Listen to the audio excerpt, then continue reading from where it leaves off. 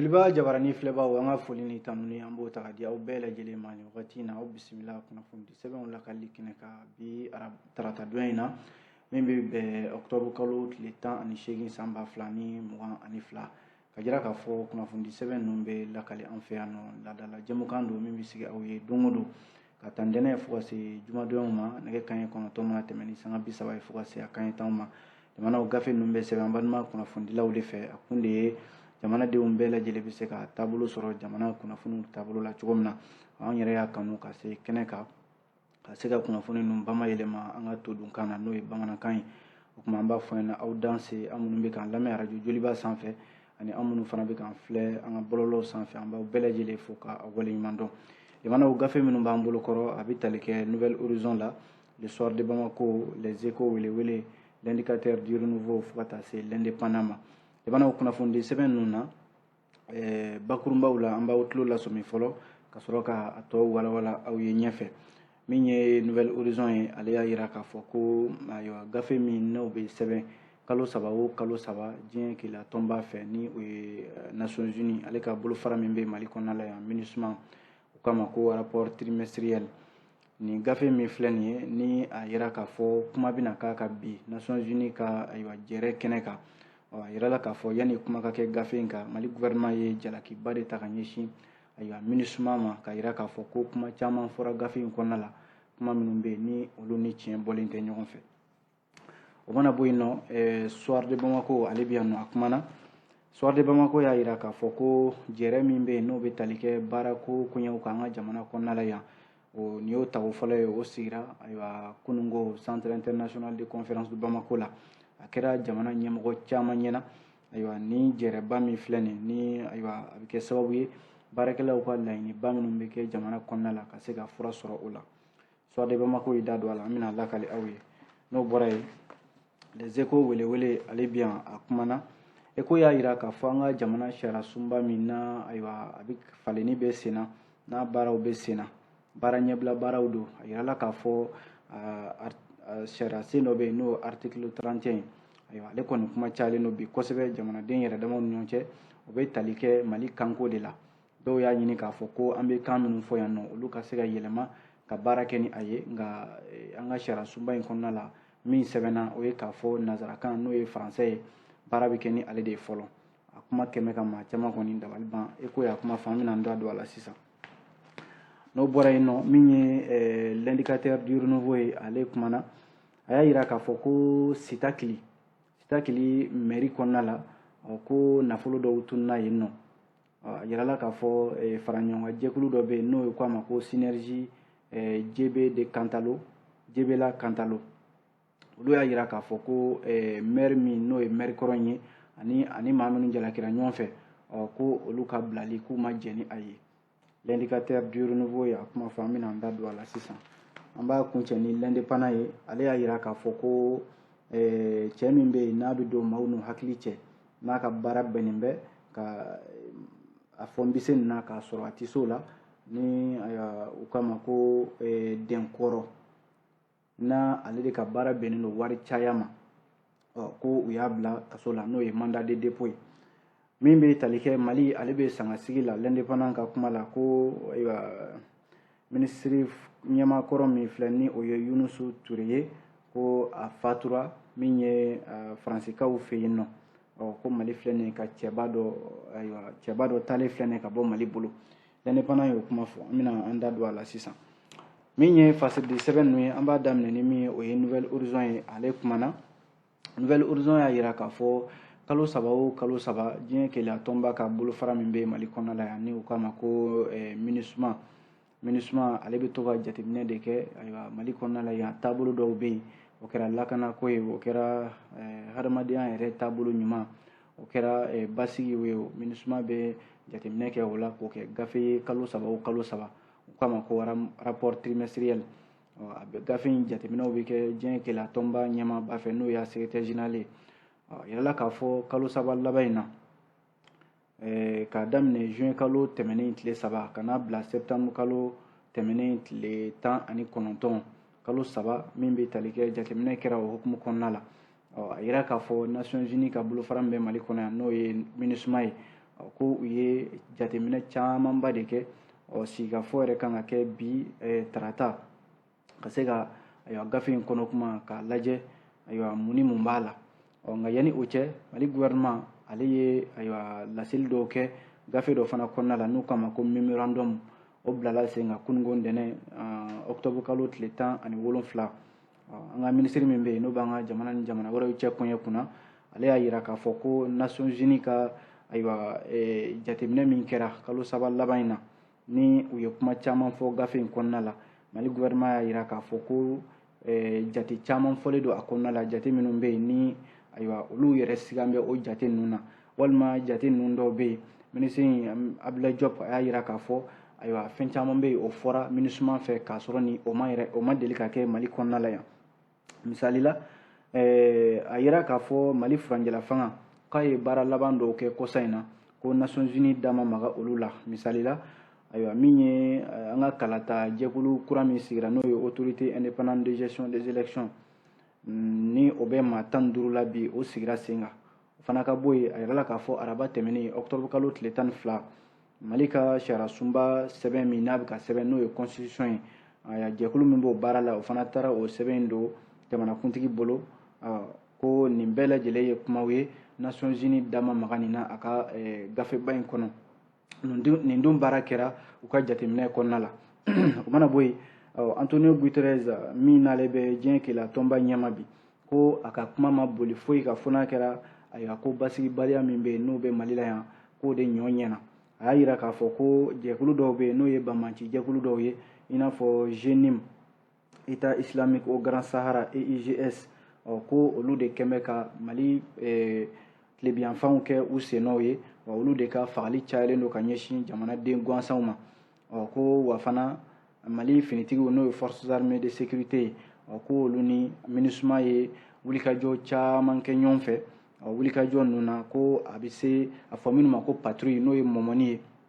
a bɛ se patrouille 175 ma o patrouille ninnu na a jira k'a fɔ MINUSMA ka kɛlɛcɛ minnu bɛ yen ni o ye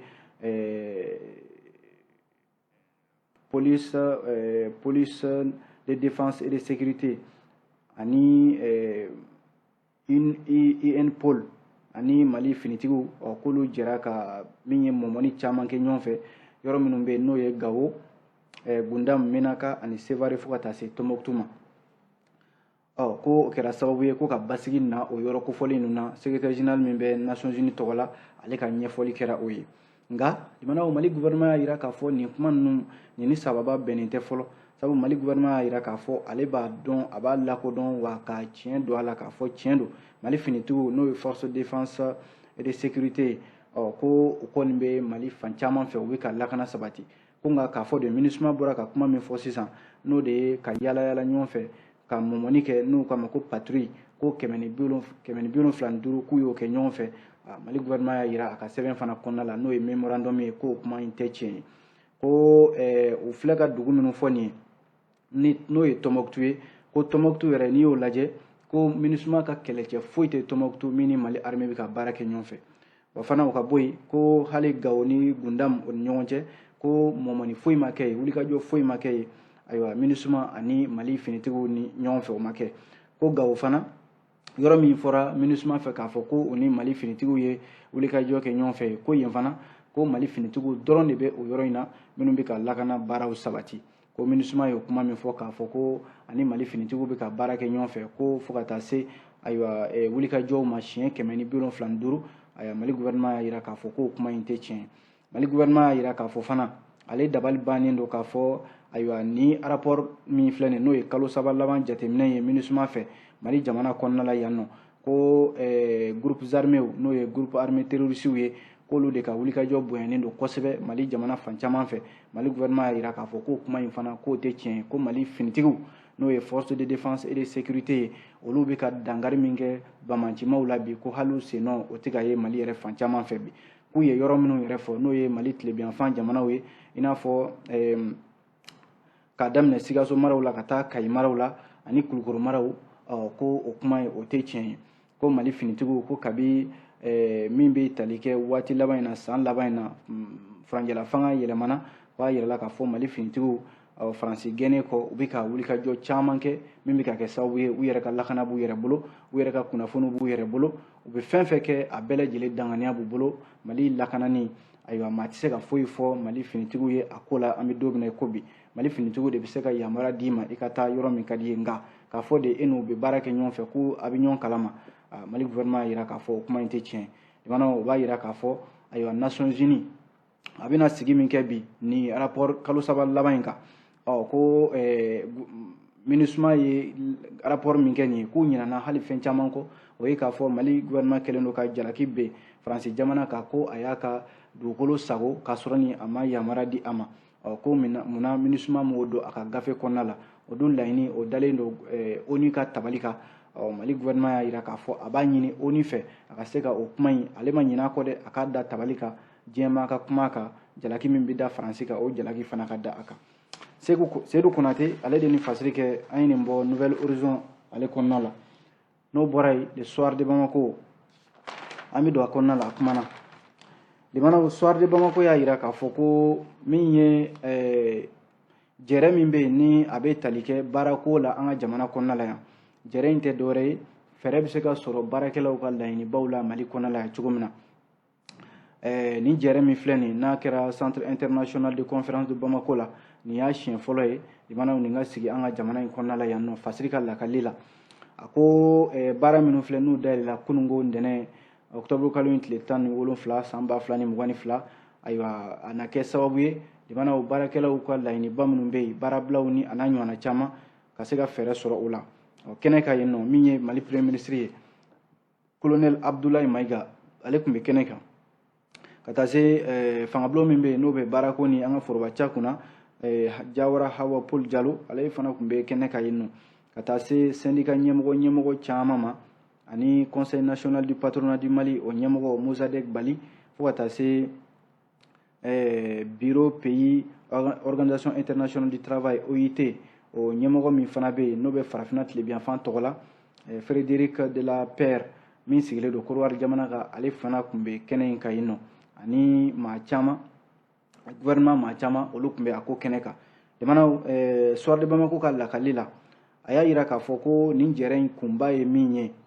o de ye baara minnu b'an ka jamana kɔnɔna la yan ka se ka fɛɛrɛw ɲini fɛɛrɛ minnu bɛ kɛ sababu ye walasa basigi bɛ se ka na baarako la an ka jamana kɔnɔ yan a ko yɛrɛ kun bilalen don minɛn kɛrɛnkɛrɛnnen min kɔnɔna la o de ye k'a fɔ ko min ye nin sigi in ye a ka kɛ sababu ye an yɛrɛ dama ni ɲɔgɔn cɛ bɛn bɛ se ka na min bɛ tali kɛ basigi ani ɲɛtaga sɔrɔ nasiraw la o ka nin sigi in ka kɛ sababu ye k'o nati mali kɔnɔ yan min ye premier ministre ye colonel Abdoulaye Maïga ale min bɛ waati latɛmɛ na sisan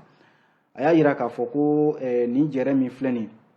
ko nin ye kɛnɛ ye kɛnɛ min n'a bɛ se ka fɛɛrɛ belebelebaw de sɔrɔ mali kɔnɔna la yan an ka foroba cakɛrɛw ni kɛnyɛrɛye cakɛrɛw olu kɔnɔna la ko an na kɛ sababu ye ka fɛɛrɛw fana ɲini fɛɛrɛ minnu bɛ kɛ sababu ye min ye baarako yɛrɛ la ayiwa mali kɔnɔna la ka se k'a lajɛ gɛlɛya bɛ fan jumɛn fɛ ka fura sɔrɔ a la walasa ɲɛtaga bɛ se ka sabati colonel Abdoulaye Maïga ka kuma kɛr'o ye min ye ministre yɛrɛ ye n'o ye Awa Paul Jalo ye ale ye kuma ta a y'a jira k'a fɔ ko nin kun laɲinina a mɛnna mali kɔnɔna la yan nka ayiwa a bilala sen kan a bɔra dɔw kɔrɔ kuma caman nka sen na a sera ka bila sen kan nin baara min filɛ nin n'a sigira sen kan limanaw dɔwɛrɛ tɛ dɛ bɛɛ b'a dɔn k'a fɔ mali kɔnɔna la yan baarakɛlaw ka laɲini ka ca i kɛra foroba cakɛla ye o i kɛra kɛnyɛrɛye cakɛla ye o bɛɛ ka laɲini ka ca bɛɛ bɛ fɛ ayiwa i bɛ to i ka baara kɔnɔ i bɛ se ka lafiya cogo min na tiɲɛ don baarakɛla ka hakɛ y'o ye ko nka kɔsa in na a yira k'a fɔ laɲini min kɛra baarakɛlaw fɛ mali kɔnɔna la o de cayara kabi san 2000 ni gɛlɛya ye mali sɔrɔ san 2012 lakanako gɛlɛya fo kana bila an bɛ don min na i ko bi a kɛra sababu ye n'i taara an ka baarakɛyɔrɔw la jamanaw min ye baarakɛlaw ye olu tɛ foyi kɛ bi ni laɲiniw tɛ a ye jate minnu di o ye k'a fɔ san 2019 la baarabila laɲini n'o ye préavis de grève ye o 114 o kɛra o waati la min ye san 2020 ye laɲini kɛra baarabila siratigɛ la siɲɛ 125 min ye san 2021 min ye baarabila laɲini n'o ye préavis de grève ye o siɲɛ 103 o kɛra o waati fana na soir de Bamako y'a jira k'a fɔ o b'a jira k'a fɔ halisa jamanadenw bɛ laɲini min na o de ye k'u t'u ka baara kɔnɔna la u bɛ se ka lafiya sɔrɔ cogo min na a dun a kɔlɔlɔ tan tɛ jamana a yɛrɛ la k'a fɔ ni baarakɛla ko k'a bɛ taa baara bila la i b'a sɔrɔ an ka jamana jɔsen dɔw bɛ yen i n'a fɔ kalanko kɛnɛyako sariya nasira hali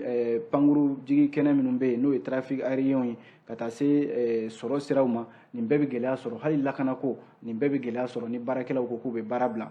ka se ka fɛɛrɛ sɔrɔ o la Aba Paul Diallo y'a jira k'a fɔ ko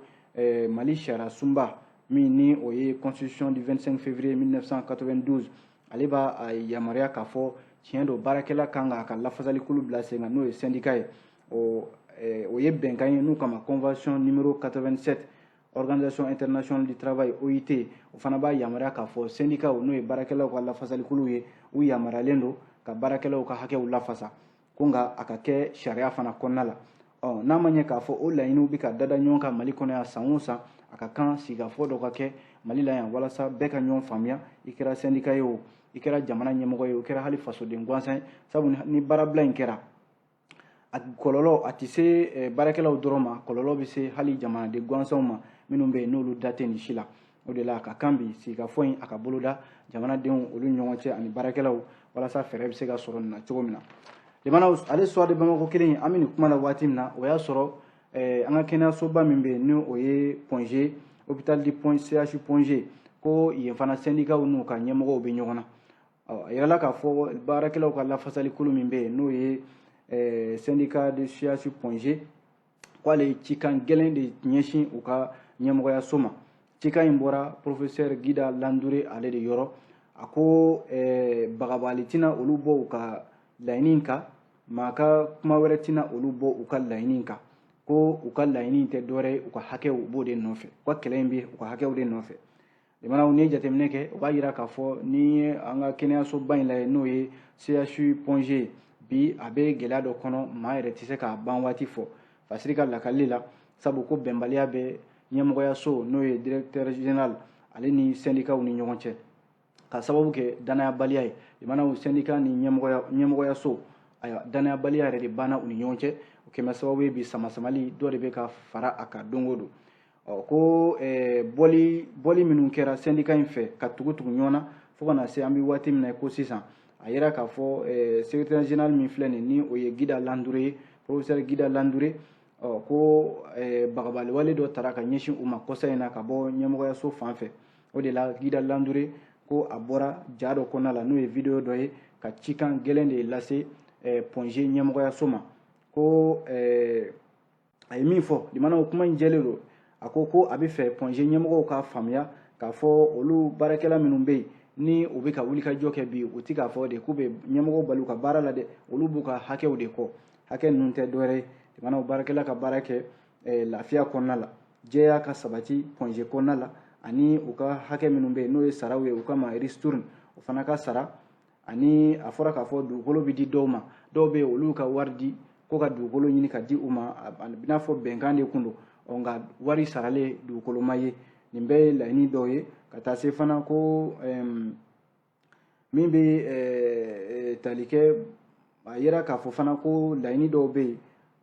ni o ye baarakɛminɛn dɔw ye min bɛ bila baarakɛlaw ka bolo kan jamanaw n'u bɛ gardiw la o bɛ se k'u kisi cogo min na ani fana ko Point G ɲɛmɔgɔyaso kuma bɛɛ i b'a sɔrɔ a da bɛ syndicat ka laɲini na ko u ka dabila Gida Landure y'a jira k'a fɔ ni ɲɔgɔnna laɲiniw de bɛ olu bolo n'o tɛ olu ma ko gɛlɛn foyi ta ka ɲɛsin Point G ɲɛmɔgɔyaso ma a y'a jira k'a fɔ bi bi in na ale n'a a jɛɲɔgɔnw n'o ye syndicat bureau syndical min filɛ nin ye a Point G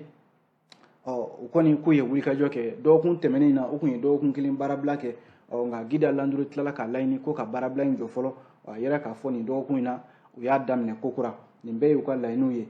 ko nin dɔgɔkun yɛrɛ daminɛ na muso dɔw bɛ yen muso baarakɛla dɔw bɛ Point G olu yɛrɛ bɔra ka nin kuma ninnu fɔ k'a fɔ ko ayiwa ko ɲɛmɔgɔyaso kɛlen don ka olu ka laɲini ninnu ta k'a bila kɛrɛfɛ wa u bɛ ka olu yɛrɛ bali u ka baara la sabu ko maa maa bɛ yen ko e bɔra k'i bɛ hali laɲini fitinin kɛ Point G kɔnɔna la ɲɛmɔgɔyaso b'a fɔ k'i bɛ fɛ ka baarakɛlaw de bali u ka baara la k'a sɔrɔ dun bɛɛ b'i ka hakɛ de kɔ ko bi bi in na limanaw o b'a jira k'a fɔ jigi min dan bɛ Point G dɔgɔtɔrɔso kan jigi in de bɛ ka wariw dɔɔni dɔɔni k'a sababu kɛ baarakɛlaw kuma bɛɛ u bɛ laɲini na laɲini dun tɛ ka sabati kunnafoni filɛ nin limanaw an ye nin bɔ soir de Bamako kɔnɔna la o mana bɔ yen les échos wele an bɛ don ale kɔnɔna la a kumana limanaw écho y'a yira k'a fɔ Mali sariya sunba kura min n'a bɛ ka sɛbɛn sisan n'o ye avant projet de constitution ye écho y'a yira k'a fɔ ko min ye an ka kan ninnu ye a koɲɛ k'a bɛ cogo di k'a bila sen kan ka baara kɛ n'a ye a koɲɛ o bɛ cogo di a yirala k'a fɔ nin baara ɲɛbila min filɛ nin ye n'a bɛ sen na ni ayiwa ni maaw hakili b'a la tarata tɛmɛnen octobre kalo tile 11 limanaw min ye an ka jamana sariya sunba baara boloda min bɛ yen ni a taara di jamana kuntigi ma limanaw o kɔfɛ maaw ye sariya sunba in u y'a kɔnɔnafɛnw kalan minnu bɛ yen ni olu y'a kalan k'a dɔn ayiwa kunnafoniw nana cari k'a fɔ sariya kisɛ dɔ bɛ yen n'u kama ko article 31 o article 31 min filɛ nin ye ale de bɛ kuma an ka kanw kan o article 31 y'a yira k'a fɔ ko Mali kan minnu bɛ fɔ an ka jamana kɔnɔna la yan ko kan ninnu u talen don ba la wa u bɛ bila minɛn kɔnɔna la n'o de ye ayiwa an ka yɔrɔ a bɛ n'a fɔ fɛn sahalen minnu b'an bolo n'an kan ka olu kɔlɔsi tiɲɛni kana don a la o kama patrimoine culturel seko ni dɔnko siratigɛ la limanaw o sariya kelen article 31 bɛ mun fɔ tuguni a y'a yira k'a fɔ ko an ka kan minnu bɛ fɔ Mali la yan ko kan ninnu don dɔ la don min tɛ bi ye u bɛ se ka kɛ baarakɛla ye Mali kɔnɔna la yan baara bɛ se ka kɛ n'a ye ko sariya b'a yamaruya fana k'a fɔ kan ninnu u ka kɔlɔsi u ka bila minɛn kɔnɔna la n'o de ye jamana yɛrɛ ka laɲini ye ko nka o article 31 kelen in b'a fɔ fana ko faransɛ kan n'o ye faransi ka kan ye faransɛ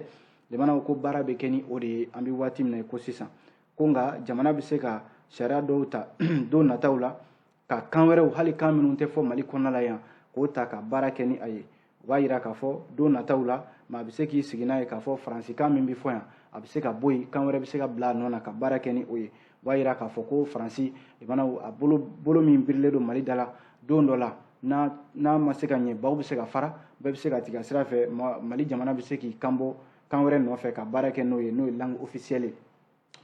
ECHO maaw bɔra ka maaw ɲininka kunnafonidilaw u sera Aminata Kulibali ma ale ye kɛnyɛrɛye baarakɛla ye ale ko ko nin bɛna fɔ ka se ka faransi ka laɲini minnu bɛ Mali kɔnɔ yan ka se ka dansigi kɛ o la a ko nka a mana kɛ cogo o cogo ale ma a ye k'a fɔ Mali labɛnnen don k'a ka kan ninnu don ba la ka baara kɛ n'a ye o y'ale ka kuma ye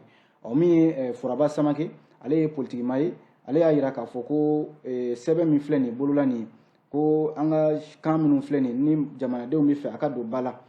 ko a tɛna se ka nɔgɔya dɛ sabu ko i tɛna se ka nin kan ninnu don ba la sisan k'a fɔ nin k'i ni diɲɛmaa bɛ se ka ɲɔgɔn faamuya kan minnu bɛ fɔ an fɛ yan nɔ jamanaw nanzarakan baara bɛ ka kɛ ni o de ye an ni diɲɛmaa bɛ ka ɲɔgɔn faamuya o de la ko nka n'i ko i bɛ na n'an ka kan ninnu ye sisan k'a bila sen kan ka baara kɛ n'a ye a bɛ se ka kɛ gɛlɛya ye an ni diɲɛmaa ka faamuya la o kɛra Foraba Samake ka kuma ye limanaw ECHO y'a yira k'a fɔ tiɲɛ don nin laɲini minnu bɛ yen n'a bɛ bɛɛ da bi bɛɛ ko ayiwa sariya se min filɛ n'o kama article 31 ko a tun kan ka yamaruya di an ka kan minnu bɛ fɔ Mali la yan ko ka baara kɛ ni a ye ko nka ayiwa a ma se ka kɛ ten fɔlɔ don nataw la de baara bɛ se ka kɛ n'a ye yanni o cɛ limanaw minnu bɛ yen n'olu k'olu ye ayiwa nationalistes ye a n'a ɲɔgɔnna caman bɛɛ ko bi ayiwa ko an ka kan ninnu limanaw k'u ka don ba la o dun kɛtɔ a bɛ se ka na ni gɛlɛya wɛrɛw ye sabu an labɛnnen tɛ a ko la kunnafoni filɛ limanaw an ye nin bɔ les échos welewele kɔnɔ n'o bɔra yen l'indicateur du renouveau an bɛ don a kɔnɔna la a kumana limanaw l'indicateur y'a yira k'a fɔ ko affaire min bɛ yen ni o bɛ Sitakili commune ko fɔ ko nin affaire in ni ayiwa yirala k'a fɔ ko faraɲɔgɔnkan jɛkulu dɔ bɛ yen synergie Jebela Kantalo k'olu ko k'olu tɛ jɛn ni fɛn min ye bi o de ye Sitakili maire a bilali o t'olu fɛla ko ye limanaw u ka kuma lasela n'o ye synergie Jebela Kantalo synergie pour la protection de Jebe commune Sitakili kɔnɔna la Keɲeba ale mara kɔnɔna la nin bɛɛ bɛ Kayi mara in kɔnɔna la a yirala k'a fɔ Sanbali Sisogo a ye min bɛ tali kɛ kumaɲɔgɔnya dɔw bila sen kan n'o ye kunnafonidi kɛnɛ dɔ ye o kɛra kari tɛmɛnen octobre kalo tile 16 a ko olu bɛ jɛn ni fɛn bɛɛ ye bi fo ayiwa maire kɔrɔ in n'o ye Alfuseni Sisogo ye ani maa minnu b'a kɛrɛfɛ maa 3 ɲɔgɔnna a baarakɛlaw don a ka baarakɛlaw don o ye a ka dankan Mamadu Fadiga ani régisseur kɔrɔ Jali Sise fo ka taa se secrétaire général Abdoulaye Munkoro ninnu bɛ kaso la Bamako yan nɔ a yirala k'a fɔ u ye miliyari 2 ɲɔgɔnna u y'o de ŋanamu san 2017 ka n'a bila san 2020 na min ye ayiwa Sitakili commune ale mairie kɔnɔna la nafolo in a tununa a kɛra sababu ye min bɛ kumatigi in ko fɔ n'o ye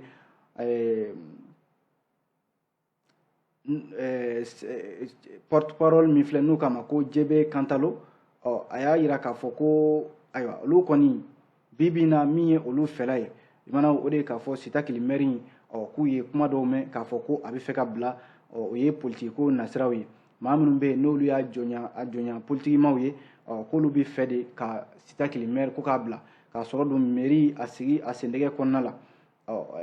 min ye nin maa kofɔlen ye a y'a yira k'a fɔ ninnu de ka baara don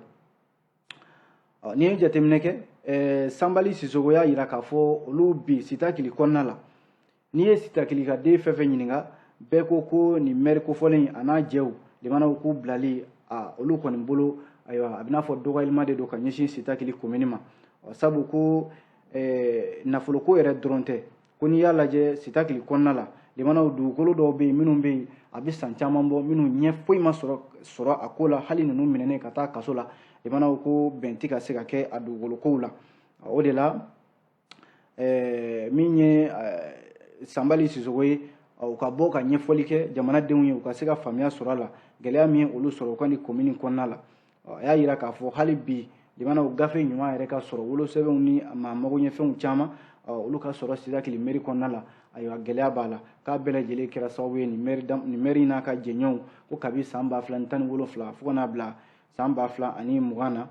limanaw ko ninnu ye min kɛ ka ɲɛsin Sitakili mairie ma k'a kɛra sababu ye bi min ye ayiwa gɛlɛya ye o b'u da la miliyari 2 ɲɔgɔnna limanaw k'o tunu taacogo ma se ka dɔn o la n'a fɔra k'a fɔ ɲɛ bɛ ka ɲini o la min ye Sitakili maire yɛrɛ ye